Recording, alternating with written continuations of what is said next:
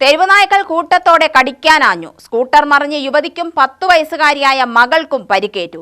ഇരുവരെയും ചിറ്റൂർ നാട്ടുകല്ലിലെ സ്വകാര്യ ആശുപത്രിയിൽ പ്രവേശിപ്പിച്ചു. കൊല്ലങ്കോട് ത്രാമണി വീട്ടിൽ കിഴക്കേത്തറ സ്വദേശികളായ രതീഷിന്റെ ഭാര്യ 35 വയസ്സുകാരിയായ രേഖ, മകൾ ഋതിക എന്നിവർക്കാണ് പരിക്കേറ്റത്. ഇരുചക്രവാഹനത്തിൽ സഞ്ചരിക്കുമ്പോൾ നെന്മേനിയിൽ വെച്ച് തെരുവുനായ്ക്കൾ കടിക്കാൻ പാഞ്ഞടുത്തപ്പോൾ വാഹനത്തിന്റെ വേഗത വർദ്ധിപ്പിച്ചതുമൂലം വൈദ്യുത തൂണിൽ ഇടിച്ചു മറിയുകയായിരുന്നു. രേഖയുടെ ഇടത് കൈയിലെ 4 വിരലുകളുടെ എല്ല് പൊട്ടി. മകൾ ഋതികയ്ക്ക് ഇടത് കാലിന് ഗുരുതരമായി പരിക്കേൽക്കുകയും 10ഓളം തുന്നലുകൾ ഇടുകയും ചെയ്തു.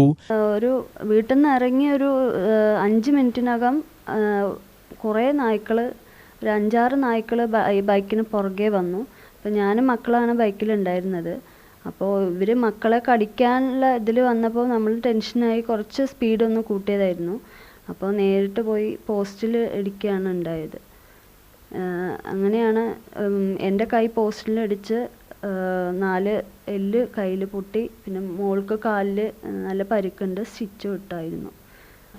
ആ വെപ്രാളത്ത് ഞാൻ തന്നെ മക്കളെ എടുത്തായിരുന്നു. അപ്പോഴത്തേക്കും പിന്നെ അടുത്തുള്ളവരെല്ലാം നായിൻ്റെ സൗണ്ടും പിന്നെ ഞങ്ങളുടെ കരച്ചിലൊക്കെ കേട്ട് അടുത്തുള്ള ആൾക്കാർ വന്നിട്ടാണ് ഞങ്ങളെ വണ്ടിയിൽ നിന്ന് പൊക്കി എടുത്തിട്ട് പിന്നെ ഏട്ടൻ വന്ന് അങ്ങനെ ഓട്ടോയിൽ ഹോസ്പിറ്റലിലേക്ക് കൊണ്ടുപോയത്.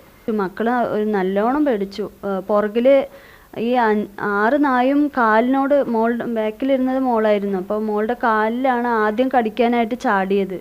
അപ്പോൾ നല്ല പോലെ പേടിച്ചു. മക്കൾ കരഞ്ഞുകൊണ്ടാണ് അവിടെ നിന്ന് ഇതായത്. ആ കരച്ചിൽ കേട്ടിട്ടാണ് നാട്ടുകാർ ഓടി വന്നത്. കുറേ ദൂരം ഞങ്ങൾ നായി മുടിക്കായിരുന്നു. പുറകെ കൂടെ കുറേ നായ്ക്കൾ ഓടിയിട്ട് വന്നിട്ടുണ്ടായിരുന്നു. എൻ്റെ കാലിൻ്റെ അവിടെ ആയിരുന്നു സ്പീഡിൽ ഓടി വന്നത്. അപ്പം അമ്മ സ്പീഡിൽ കണ്ടു. രേഖയെ ശസ്ത്രക്രിയയ്ക്ക് വിധേയമാക്കി. 10ഓളം നായ്ക്കളാണ് വാഹനത്തെ പിന്തുടർന്ന് കടിക്കാനായി പാഞ്ഞെത്തിയത്. പ്രദേശത്ത് തെരുവുനായ ശല്യം രൂക്ഷമാണെന്നാണ് നാട്ടുകാർ പറയുന്നത്. ഇതിനെതിരെ സർക്കാരും പ്രാദേശിക ഭരണകൂടവും നടപടി സ്വീകരിക്കണമെന്നാണ് ജനം ആവശ്യപ്പെടുന്നത്. UTV news, Palakkad.